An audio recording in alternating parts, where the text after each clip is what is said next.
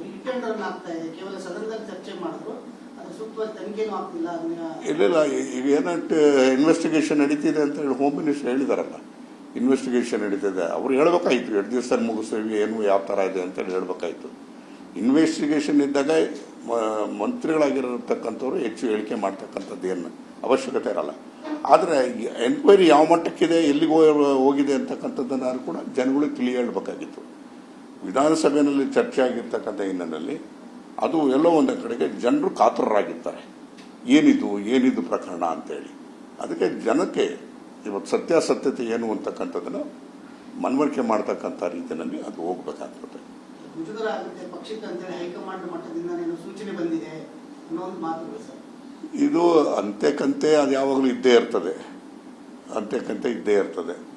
ಆದರೆ ಈಗ ನೆನ್ನೆ AICC ಆಗಿದೆ, AICCನಲ್ಲೂ ಕೂಡ ವರ್ಕಿಂಗ್ ಕಮಿಟಿ ಕೂಡ ಆಗಿದೆ. ವರ್ಕಿಂಗ್ ಕಮಿಟಿನಲ್ಲಿ ಅಥವಾ ಅಲ್ಲಿ ಮಲ್ಲಿಕಾರ್ಜುನ್ ಖರ್ಗೆ ಅವರು ಕರ್ನಾಟಕದವರೇ ಆಗಿರೋದ್ರಿಂದ ಅವರೆಲ್ಲರಿಗೂ ಕೂಡ ಗೊತ್ತಿರ್ತದೆ. ಅವರು ಅತ್ಯಂತ ಹತ್ತಿರದಿಂದ ಕರ್ನಾಟಕವನ್ನು ನೋಡ್ತಿರ್ತಕ್ಕಂಥದ್ದು, ಈ ವಿದ್ಯಮಾನಗಳೆಲ್ಲ ಕೂಡ ಅವರಿಗೆ ಅರ್ಥ ಆಗಿರ್ತಕ್ಕಂಥದ್ದು. ಸೊ ಹಾಗಾಗಿ ಎಲ್ಲ ಒಂದು ಕಡೆಗೆ ರಾಜಕೀಯವಾಗಿ ಯಾವ ನಿರ್ಧಾರಗಳು ತಗೊಂತಾರೆ, ಏನು ಮಾಡ್ತಾರೆ ಅಂತಕ್ಕಂಥದ್ದನ್ನು ಕಾದು ನೋಡ್ಬೇಕಾಗಿತ್ತು.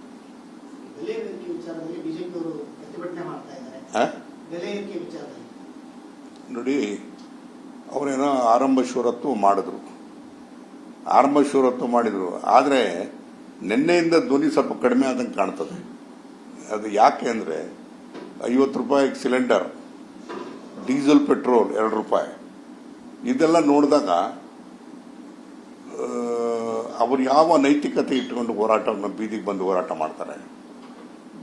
ಬೆಲೆ ಏರಿಕೆ ವಿರುದ್ಧವಾಗಿ ಹೋರಾಟ ಮಾಡ್ತಕ್ಕಂಥ ಒಂದು ರಾಜಕೀಯ ಪಕ್ಷ ಇವತ್ತು ಅವ್ರದೇ ಆದಂಥ ಸರ್ಕಾರ ಕೇಂದ್ರದಲ್ಲಿ ಇರಬೇಕಾದಾಗ ಆಗಿರ್ತಕ್ಕಂಥ ಅನಾಹುತ ಏನು? ಡೀಸೆಲ್ ಪೆಟ್ರೋಲು ಜೊತೆಗೆ ಸಿಲಿಂಡರು, ಜನಸಾಮಾನ್ಯರು ಉಪಯೋಗಿಸ್ತಕ್ಕಂಥ ಸಿಲಿಂಡರ್, ಇದ್ರ ಜೊತೆಗೆ ಈಗ ಈ ಟ್ರಂಪ್ನ ಹೊಡೆತ, ಇಂಥ ಸಂದರ್ಭದಲ್ಲಿ ಯಾವ ರೀತಿಯಾಗಿ ಒಂದು ನ್ಯಾಷನಲ್ ಪಾರ್ಟಿಯಾಗಿ ಯಾವ ರೀತಿಯಾಗಿ ವರ್ತನೆ ಮಾಡಬೇಕಾಗಿತ್ತು? ಈಗ ಅವರಿಗೆ ಯಾವುದೇ ಒಂದು ಈ ಹೋರಾಟ ಮಾಡತಕ್ಕಂಥ ಭೂಮಿಕೆಯನ್ನು ಕಳ್ಕೊಂಡಿದ್ದಾರೆ, ನೈತಿಕತೆಯನ್ನು ಕಳ್ಕೊಂಡಿದ್ದಾರೆ. ನಾನು ಹೇಳ್ತಕ್ಕಂಥದ್ದು, ನೀವು ಅದನ್ನು ಬಿಟ್ಟು ವಾಪಸ್ ಬನ್ನಿ, ಬೇರೆ ವಿಚಾರಗಳ ಬಗ್ಗೆ ಚರ್ಚೆ ಮಾಡಿ. ಈಗ ಟ್ರಂಪ್ ಹೊಡೆತ ಅಷ್ಟು ಸುಲಭ ಏನಾಗಿಲ್ಲ. ಇವತ್ತು ಕೋಟ್ಯಾಂತರ ರೂಪಾಯಿ ನಷ್ಟ ಆಗ್ತಾ ಇರತಕ್ಕಂಥ ಸಂದರ್ಭದಲ್ಲಿ ಇವತ್ತು ನಾನು ಒಂದೇ ಮಾತನ್ನು ಹೇಳ್ತೀನಿ ರೈತರ ಬಗ್ಗೆ. ಬೆಳಿಗ್ಗೆ ವಾಕಿಂಗ್ ಬರಬೇಕಾದಾಗ ಟೊಮೊಟೊ ಕೇಳಿದರೆ 1 ರೂಪಾಯಿ kg, ಬೆಳ್ಳುಳ್ಳಿ ಕೇಳಿದರೆ 3 ರೂಪಾಯಿ kg. ಈ ರೀತಿಯಾಗಿ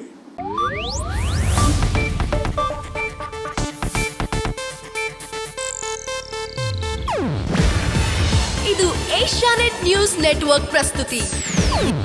ನೀವು ನೋಡ್ತಿದ್ದೀರಾ ಏಷ್ಯಾನೆಟ್ ಸುವರ್ಣ ನ್ಯೂಸ್.